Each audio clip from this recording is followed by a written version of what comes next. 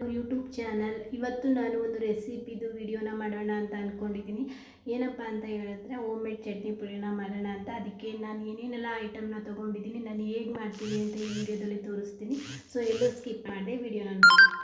ಹಿಂಗೆ ಬಂದುಬಿಟ್ಟು ಇಲ್ಲಿ ಒಂದು ಲೋಟದಷ್ಟು ಕಡಲೆ ಬೀಜನ ತೊಗೊಂಡಿದ್ದೀನಿ. ಆ್ಯಂಡ್ ಅದಾದಮೇಲೆ ಒಂದು ಲೋಟದಷ್ಟು ಹುರ್ಗಡ್ಲೆ ಆ್ಯಂಡ್ ಅರ್ಧ ಲೋಟ ಅಷ್ಟು ಉದ್ದಿನಬೇಳೆ ಮತ್ತು ಒಂದು ಅರ್ಧ ಲೋಟ ಅಷ್ಟು ಕಡಲೆಬೇಳೆ, ಹಾಗೆಯೇ ಸ್ವಲ್ಪ ಬೆಲ್ಲನ ನಾನಿಲ್ಲಿ ಚಿಕ್ಕದಾಗಿ ಕಟ್ ಮಾಡಿ ಇಟ್ಕೊಂಡಿದ್ದೀನಿ.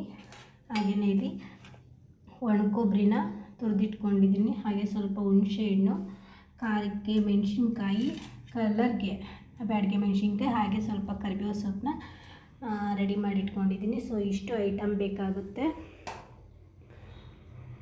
ಸೊ ಇದನ್ನೆಲ್ಲ ನಾವೀಗ ಫ್ರೈ ಮಾಡ್ಕೊಳ್ಳೋಣ. ಬೇಕು ಅಂದರೆ ಆಯಿಲಲ್ಲಿ ಫ್ರೈ ಮಾಡ್ಕೋಬೋದು, ಸ್ವಲ್ಪ ಆಯಿಲ್ ಹಾಕಿ. ಬಟ್ ನಾನು ಆಯಿಲ್ ಯೂಸ್ ಮಾಡ್ತಲ್ಲ, ಹಾಗೆ ಫ್ರೈ ಮಾಡ್ಕೊತಾ ಇದ್ದೀನಿ. ಬನ್ನಿ. ಫಸ್ಟಿಲ್ಲಿ ಇವಾಗ ನಾನು ಕಡಲೆ ಬೀಜನ ಹುರ್ಕೋತಾ ಇದ್ದೀನಿ. ಸೊ ಚೆನ್ನಾಗಿ ರೋಸ್ಟ್ ಮಾಡಿಕೊಂಡಷ್ಟು ಪೌಡರ್ ಚೆನ್ನಾಗಿ ಬರುತ್ತೆ.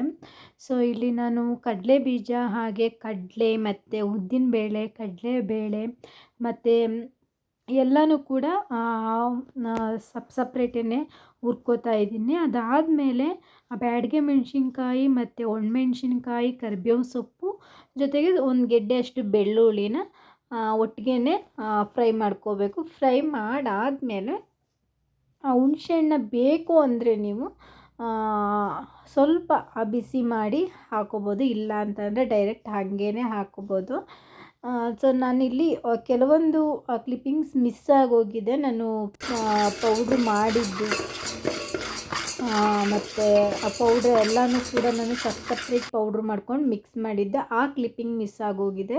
ಸೊ ಇಲ್ಲಿ ಎಲ್ಲನೂ ಕೂಡ ನೀಟಾಗಿ ಆ ಕಲರ್ ಚೇಂಜ್ ಆಗೋವರೆಗೂ ಎಲ್ಲ ಕಾಳುಗಳನ್ನು ಹುರ್ಕೋಬೇಕು. ಹುರಿದಾಗ ಈ ಥರ ಕಲರ್ ಎಲ್ಲ ಚೇಂಜ್ ಆಗುತ್ತೆ. ಆಗ ಒಂದೊಂದನ್ನೇ ಸಪ್ರೇಟು ನಾವು ಗ್ರೈಂಡ್ ಮಾಡ್ಕೋಬೇಕಾಗುತ್ತೆ. ನಮಗೆ ಸ್ವಲ್ಪ ಏನಂತಾರೆ, ಸ್ವಲ್ಪ ಪುಡಿ ಪುಡಿಯಾಗಿ ಬೇಕು ಅಂತಂದರೆ ನೀಟಾಗಿ ನುಣ್ಣಗೆ ರುಬ್ಕೋಬೋದು, ಅಥವಾ ನಮಗೆ ಸ್ವಲ್ಪ ತರಿ ತರಿ ಬೇಕು ಅಂದರೆ ಆ ಥರನೂ ರುಬ್ಕೋಬೋದು. ನಾನಿಲ್ಲಿ ಸ್ವಲ್ಪ ಎರಡು ತರಿನೂ ಇರಬಾರ್ದು, ತುಂಬ ನುಣ್ಣಗೂ ಇರಬಾರ್ದು, ಮೀಡಿಯಮ್ಮಾಗಿ ರುಬ್ಕೊಂಡಿದ್ದೀನಿ.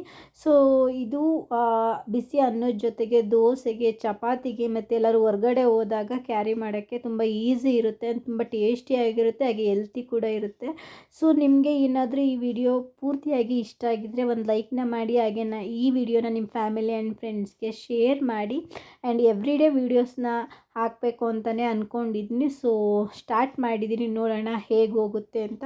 ಸೊ ಈ ವಿಡಿಯೋ ನಿಮ್ಗೇನಾದ್ರು ಇಷ್ಟ ಆಯಿತು ಅಂದರೆ ಲೈಕ್, ಶೇರ್, ಕಮೆಂಟ್ನ ಮಾಡಿ. ಇನ್ನೂ ಯಾರೆಲ್ಲ ನನ್ನ ಚಾನಲ್ನ ಸಬ್ಸ್ಕ್ರೈಬ್ ಮಾಡದೆ ನೋಡ್ತಾ ಇದ್ದೀರೋ ದಯವಿಟ್ಟು ಸಬ್ಸ್ಕ್ರೈಬ್ ಮಾಡಿಕೊಂಡು ವೀಡಿಯೋಸ್ನ ನೋಡಿ. ಫೈನಲಿ ಚಟ್ನಿ ಪುಡಿ ಈ ಥರ ರೆಡಿ ಆಗಿದೆ. ಇದನ್ನು ಒಂದು 2 ಮಂತ್ಸ್ವರೆಗೂ ನಾವು ಸ್ಟೋರ್ ಮಾಡಿ ಇಟ್ಕೋಬೋದು, ಏನೂ ಆಗೋದಿಲ್ಲ. ಸೊ ನಮಗೆ ಅಡುಗೆ ಮಾಡೋಕ್ಕೆ ಬೇಜಾರಾದಾಗ ಈ ಪೌಡ್ರ್ ಒಂದು ಇದ್ದರೆ ಸಾಕು, ಬಿಸಿ ಅನ್ನೋ ಜೊತೆ ಊಟ ಮಾಡ್ಬೋದು. Thank you for watching guys. Love you all. Bye.